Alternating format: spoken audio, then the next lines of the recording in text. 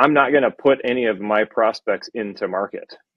And so because I want to sell something to generate a client and business and revenue, doesn't mean that you are going to be that person because I want you to be that person or that company. The consultative sale is being willing to listen, again, over a potentially long period of time.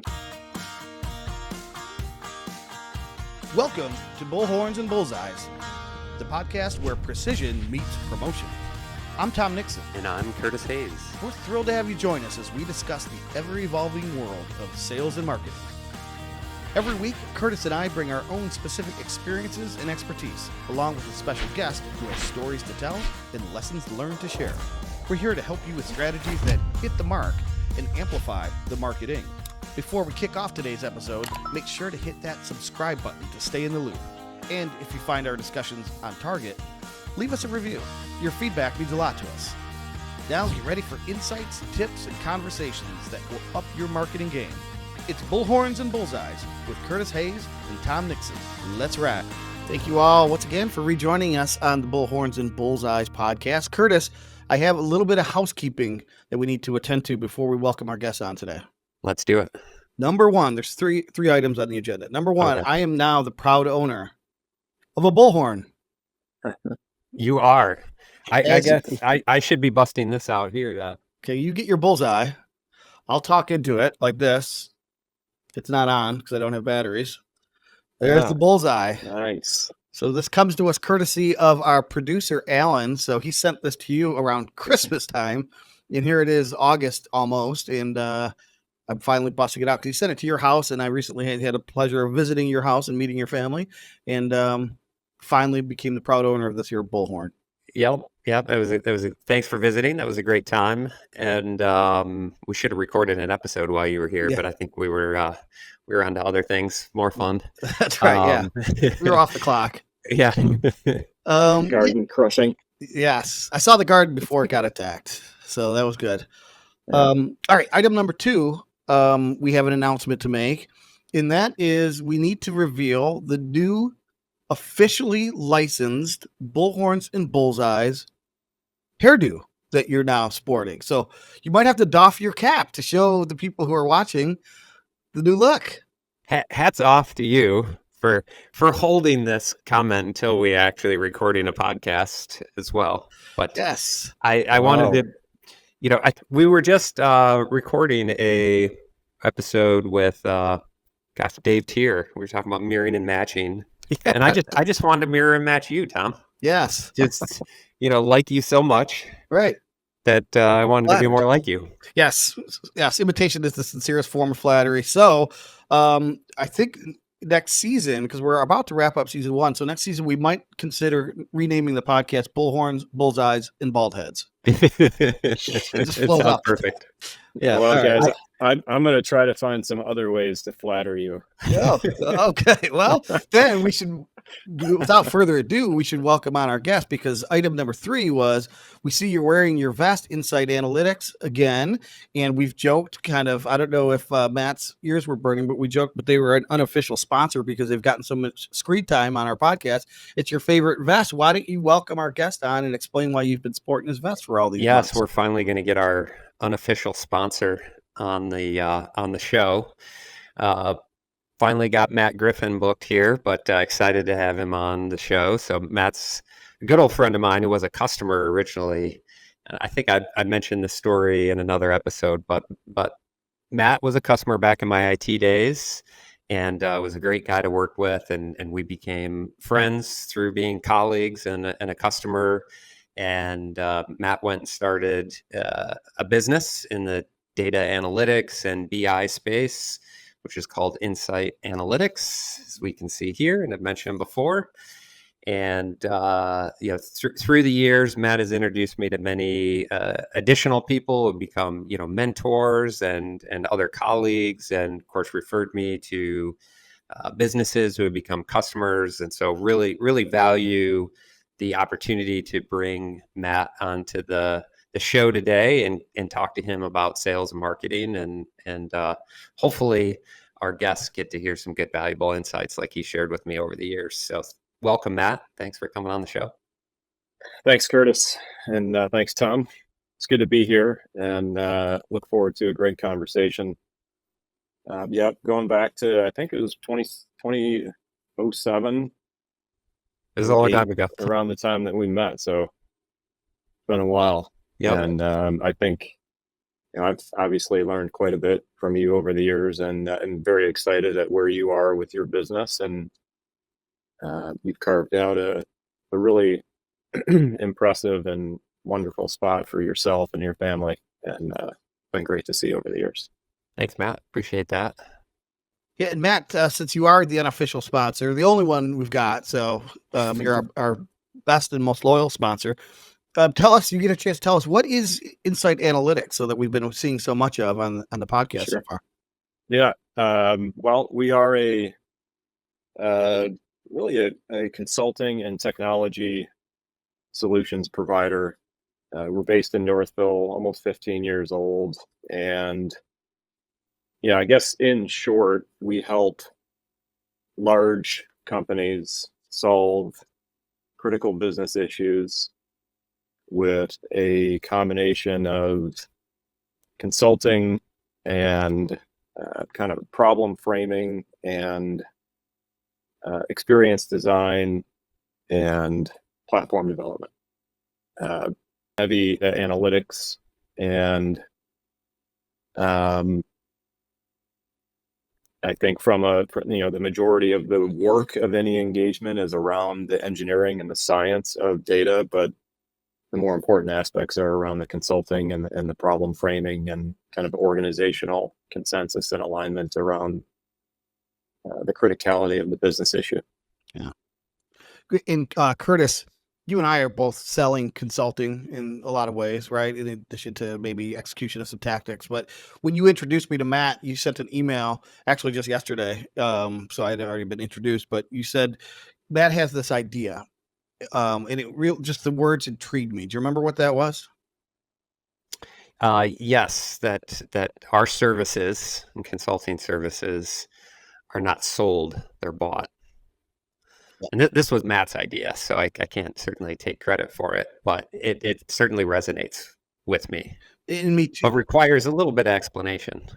Yeah. So Matt, what does that mean to you? And I totally agree with it. Like, the reason it resonated with both of us is because it just immediately it felt exactly right. But why don't you explain what you mean by that, and we can dive into it a little bit, because what we do on this podcast, as you know, is we're helping people try to figure out better ways to sell and market their products and services. Yeah. Well, that was told to me a long time ago by a friend and mentor, and it's something that you hear and you interpret differently over the years, right? As you get into the business. I've been doing consulting for,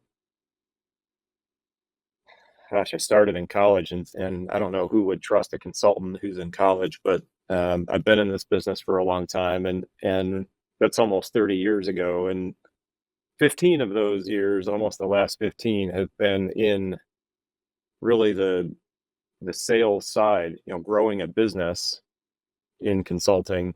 And what I mean by that, and I think what was meant by my friend at the time, is that it's the ability to create value for someone else in your space, whether it's a professional problem or a personal problem. Creating value is really how you end up capturing business opportunities.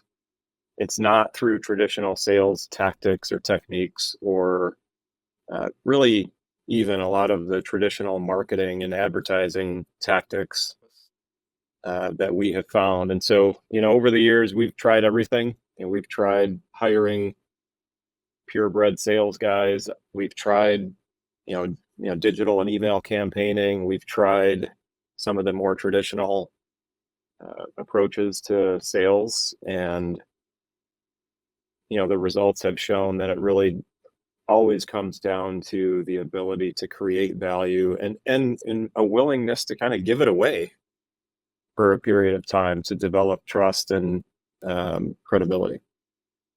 So you're not selling, right? You can't be out there selling something that, especially in our space, something that's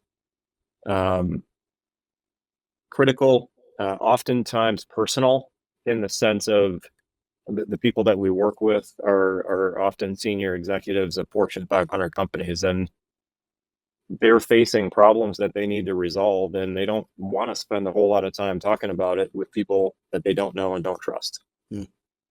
And so you've got to really spend time building relationships, demonstrating trustworthiness, and so forth. What it meant to me, or means, I'm curious to get your take, Curtis, because how it resonated with me. It's interesting that you say, Matt, you can interpret it a bunch of different ways. It reminded me of another sort of expression that I read, and I said, yeah, that's spot on, in talking about marketing professional services, sophisticated professional services like consulting. And I said that you cannot put your prospect into market. The prospect puts themselves into market, and you need to be there at the time and point in which they do. So that's how I interpret it. Curtis, how about you? Yeah, very similar to Matt. I mean, the majority of business that I've gotten throughout the years has been through referrals and through people who trust me. The services that I provide, you can get from a number of different people, a number of agencies, many of which who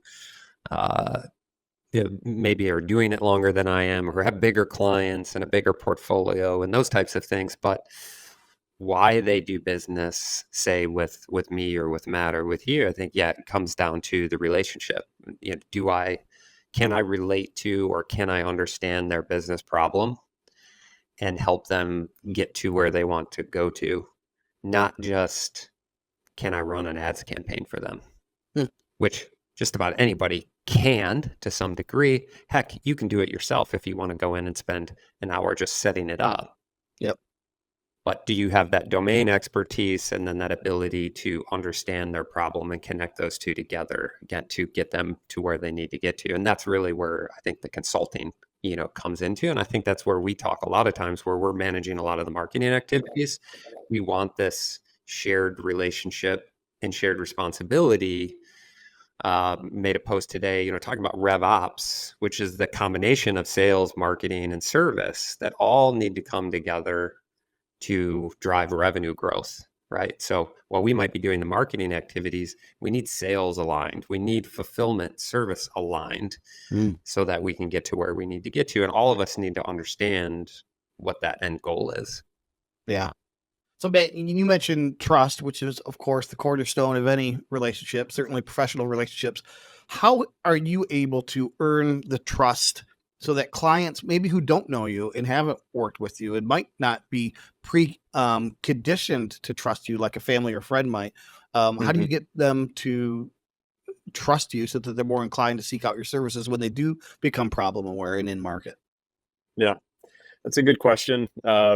Curtis referenced referrals, and that's obviously when someone has a good experience with you and is willing to refer you to someone as a professional colleague, then there's a certain amount of trust that goes with that. But trust isn't something that comes naturally or easily in our space, right? Again, working with senior executives at large companies, and it's something that has to be built over time, often over a series of interactions, and you end up doing the basic kind of human interpersonal things, right? You do what you say you're going to do. You show indirectly and directly that you are trustworthy by protecting relationships, protecting information, being vulnerable yourself with the goal of, creating a situation where the other person is willing to be vulnerable and open up about their personal situations or professional situations, and being patient, not being pushy. And those are, really basic human interpersonal, interrelational aspects that I think we all like and aspire to, and the same holds true for business.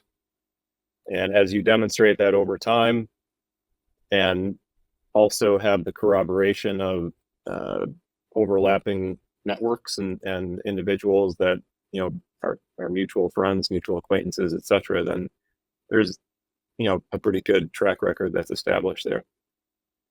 Yeah, that reminds me. I was thinking of just the other day, Curtis, when we had when we were on the Franco podcast. Actually, we were the guests on another podcast called Frankly, and one of the things that we recommended people do, especially young professionals, in terms of building a reputation, is we told them you got to get old. Right? So some of what you're describing takes time, right, Curtis? It does take time.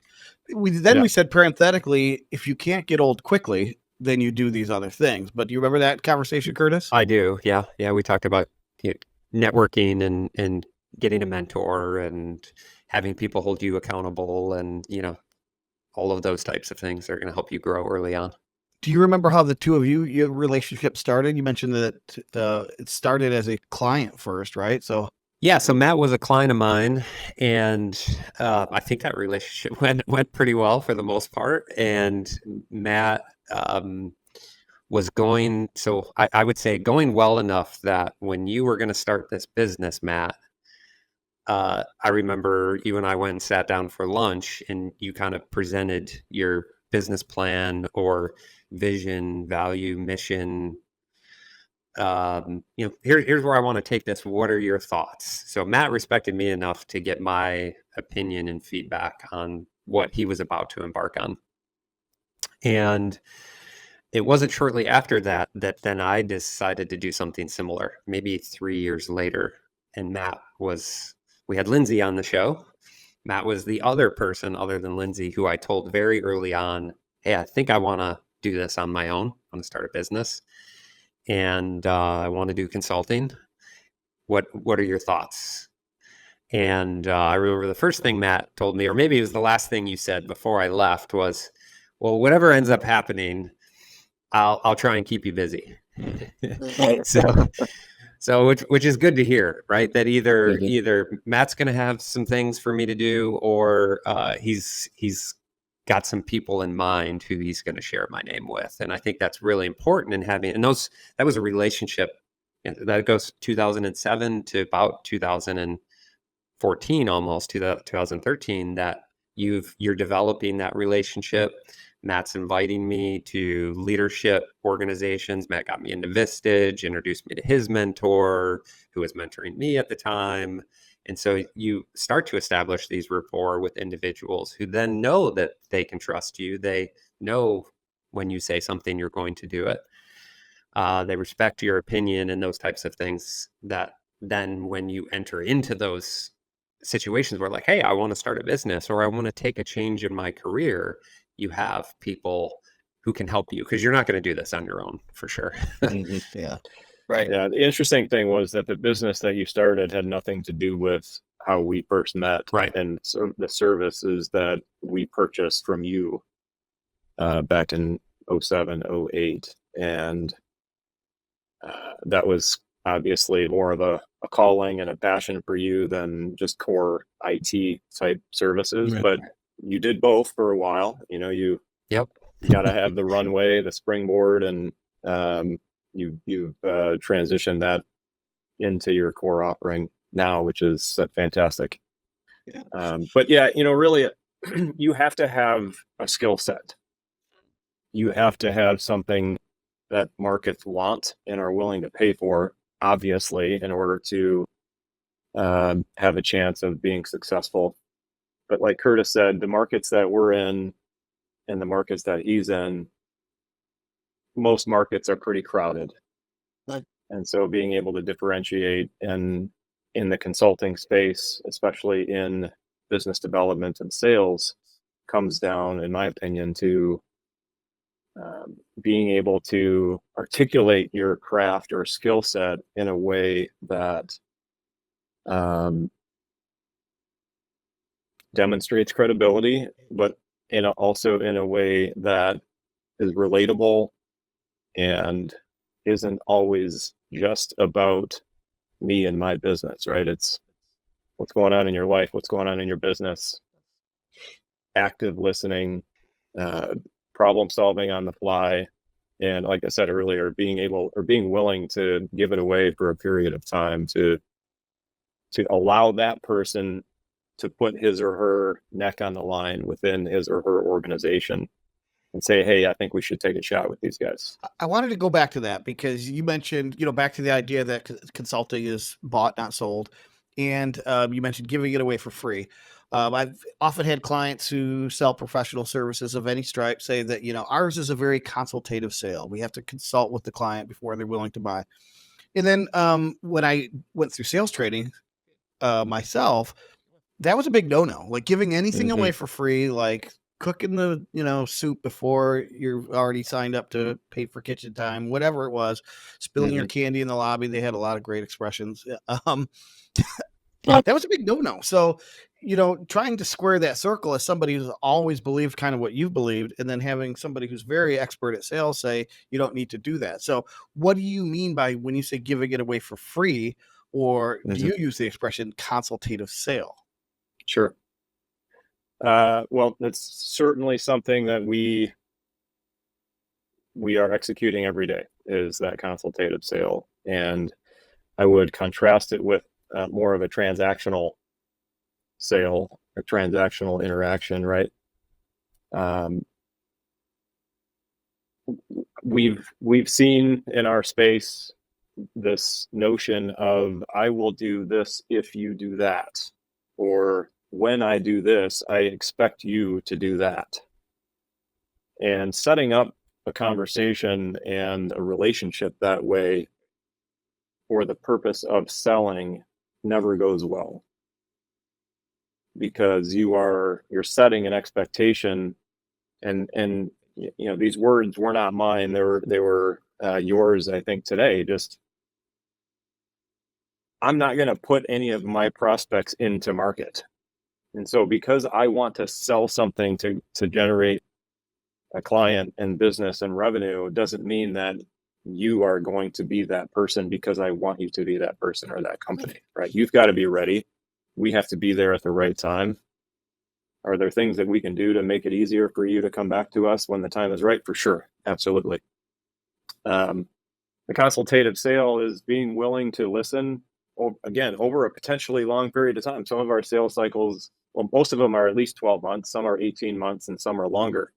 And during that period of time, you're establishing the trust and the credibility.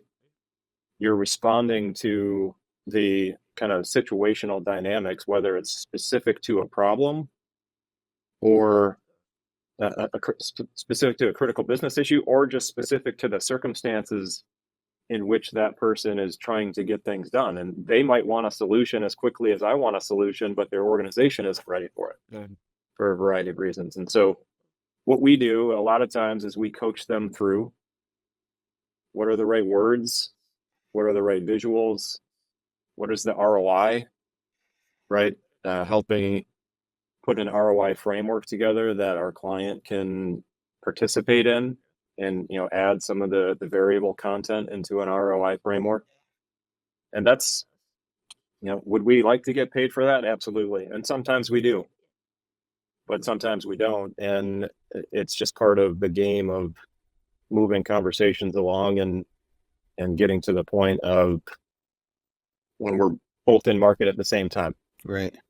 With funding. Curtis, you're such a natural problem solver. I've seen this in action. We've talked about in recent episodes where you'll pull up in real time a screen, a dashboard, anything, a back end of a website, even that you're not even managing, you're able to show some things. So I find that you do it very effectively. You do it out of a place for not because you're not giving away anything, but you're not afraid to be giving away anything at the same time, if you know what I mean. Yeah, I actually earlier this morning had a call to review an ads account for a prospect.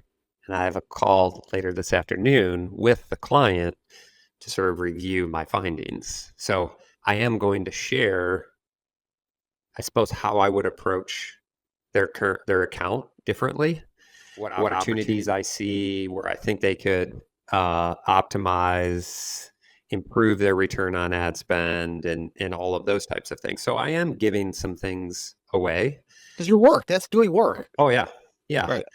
I think my approach to some things is unique. I hope it is in some ways.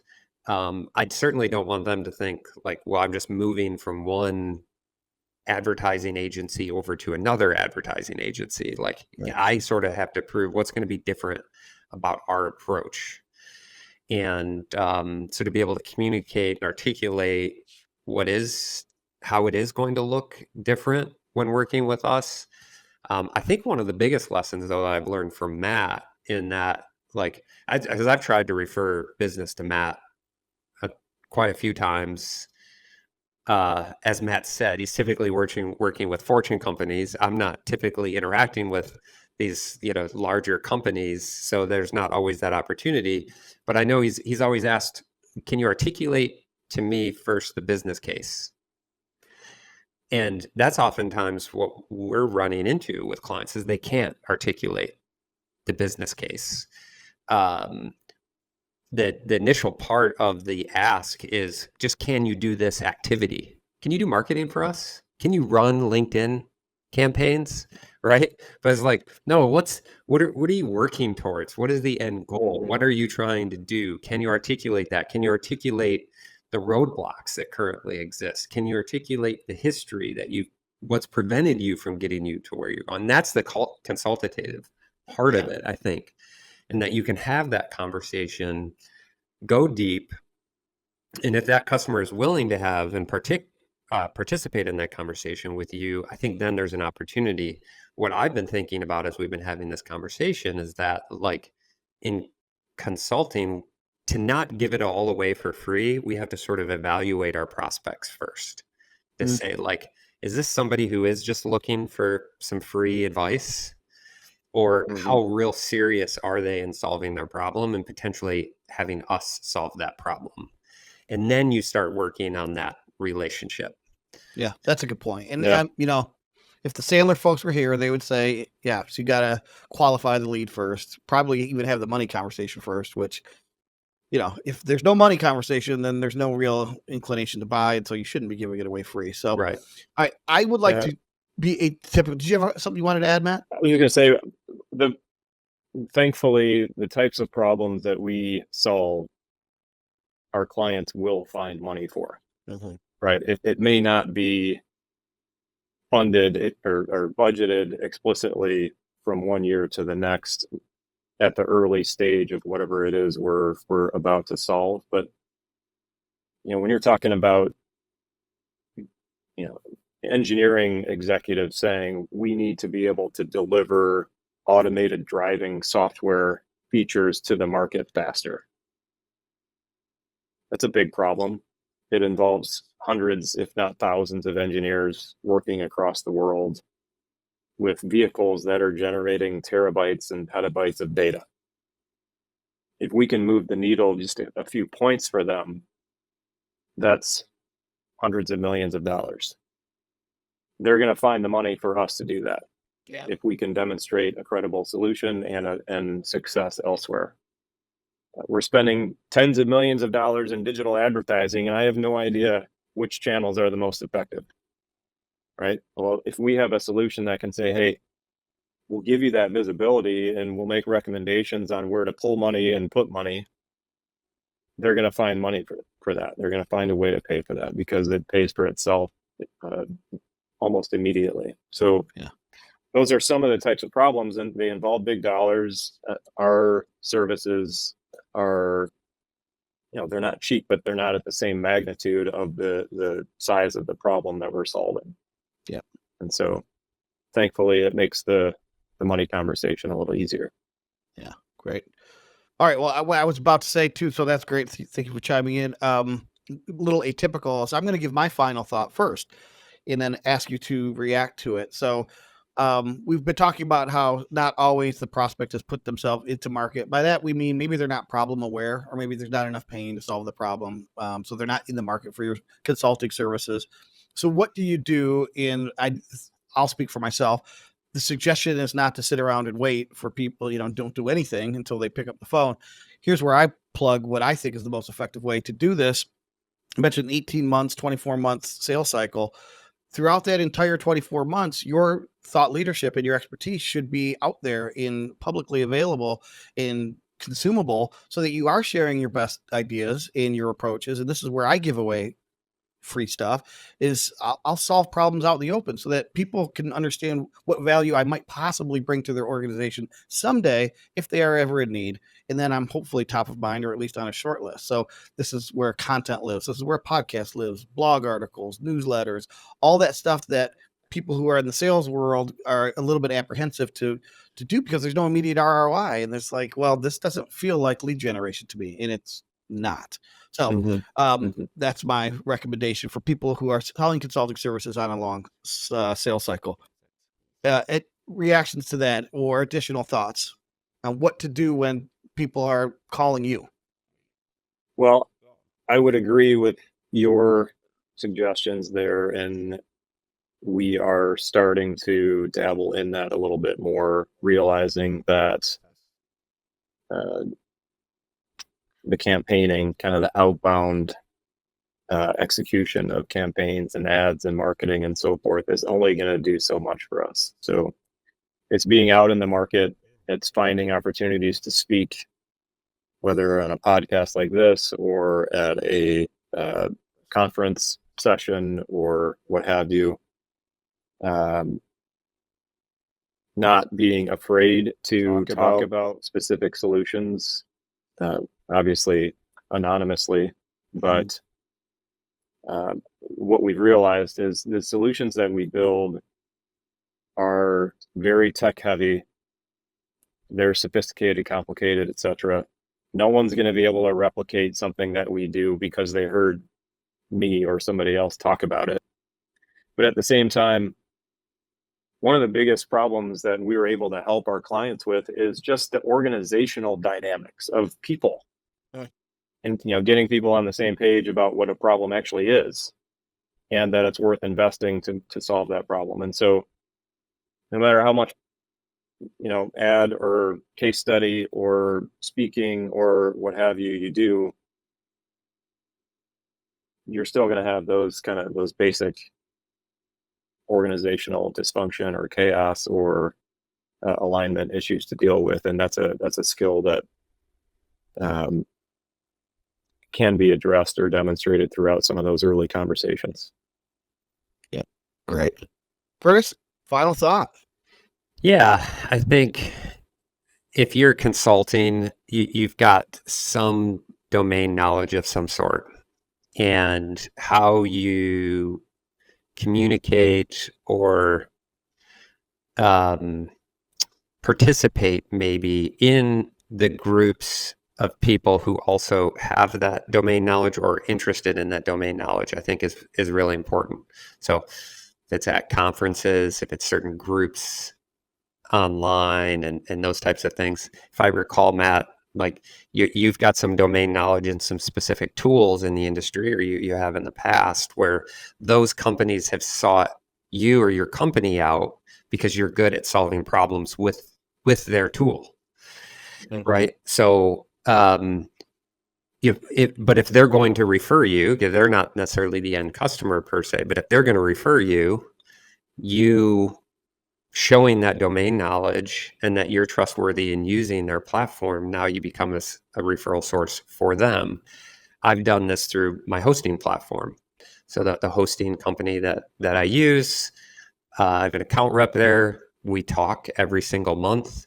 We talk about what I'm doing with my business, what I'm trying to grow, the problems I'm solving for my clients. I sometimes get referrals, but he's there to support me, and I'm there, to support and provide feedback to them. He knows, hey, if he ever comes across somebody else who's experiencing a problem that he knows I've solved, well, at the end of the day, all he wants to do is take care of those clients. So why not call me and say, hey, Curtis, you were telling me a couple months ago you solved this problem for another client. Can you help this client solve that exact same problem? And I think you mentioned before, Tom, that you sort of know me as a good problem solver. I say that from time to time, but that's all I'm trying to do. And I think that's where I've gotten a lot of referrals, is just other people saying, hey, I have somebody who solved that problem before. Let's call him. Right. Exactly. I know, and Matt likely knows that you're willing to take that call and quote unquote give it away for free and help solve a problem right there on the spot. So great stuff, guys. All right. Well, Matt Griffin, CEO of Incite Analytics. The website is inciteanalytics.com. Incite is spelled INCITE. But if you weren't writing that down, or you're driving, or you're watching this on YouTube, and you're getting bombarded with one of Curtis's ads, we will put that in the show notes, as well as a link to Matt Griffin's LinkedIn. So, final announcement. I'm going to use my bullhorn just to remind people.